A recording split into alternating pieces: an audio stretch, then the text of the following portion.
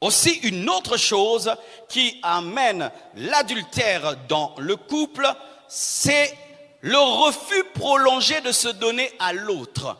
J'ai rencontré un serviteur de Dieu, sa femme dormait en culotte jean avec collant, ceinture. Aujourd'hui, ils ont divorcé. Pour qu'il puisse connaître sa femme, il devait presque la violer. Presque la violer. Il pouvait faire une année sans connaître sa femme. Parce que des fois, dans les couples, les couples se plaisent à jouer à ce jeu, à ne pas se donner à l'autre. Ça fait 6 mois, je l'ai puni, 6 mois, je l'ai puni, 9 mois, je l'ai puni une fois. Toi, tu mets la punition, quelqu'un va lever la punition.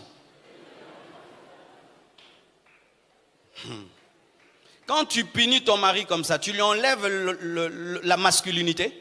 Elle est là. C'est comme si tu dis à tes enfants, vous n'allez plus manger dans cette maison. Quand ils vont à l'école, la bouche est partie. Ils vont manger à l'école.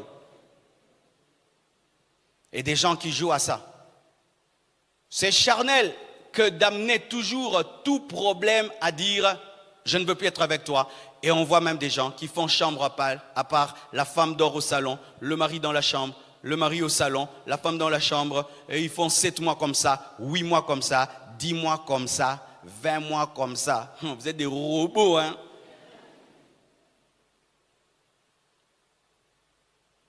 Une longue séparation aussi, un long voyage, le mari voyage 2 ans, 3 ans, il laisse la femme toute seule. On ne sait pas ce qu'il fait là-bas et ce que la femme fait ici. Beaucoup des adultères ont eu lieu pendant des très longs voyages, très longs. Et béni soit Dieu, en Afrique quand même, les femmes attendent longtemps. Mais ailleurs, quand tu fais 1 année, 2 ans, et quand tu rentres, tu trouves quelqu'un d'autre. Hein? Tu trouves quelqu'un d'autre. C'est pourquoi je donne ce conseil aux frères et sœurs lorsque vous voulez vous marier. Quand tu veux épouser quelqu'un qui est à l'étranger, vous devez mettre en compte l'improbabilité d'avoir le visa quand vous voulez.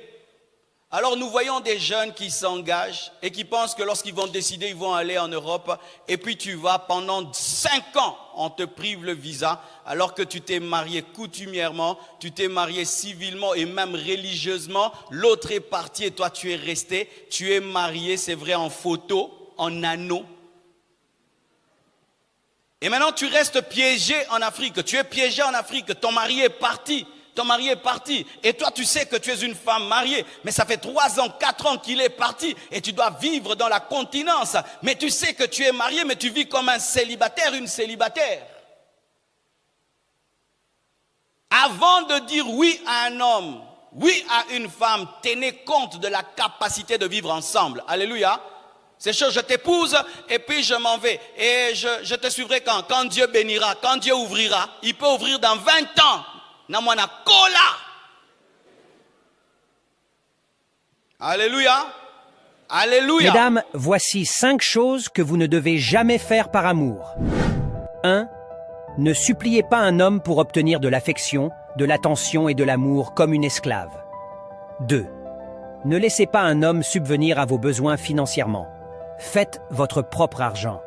Rappelez-vous, celui qui vous nourrit peut aussi vous affamer. 3. Ne restez pas avec un homme qui ne vous donne pas la priorité. Un homme qui ne vous appelle pas, ne vous envoie pas de messages ou ne passe pas de temps avec vous. 4. Ne restez pas avec un homme qui vous manque de respect en passant du temps avec des femmes inutiles qu'il appelle ses amis. Il est idiot. 5. Ne restez pas avec un radin qui ne partage pas ses ressources avec vous. Ne restez pas avec un homme brisé. Il est un traître qui vous trahira. Mettez un oui en commentaire si vous êtes d'accord avec moi. Abonnez-vous si vous avez aimé la vidéo. Que Dieu vous bénisse.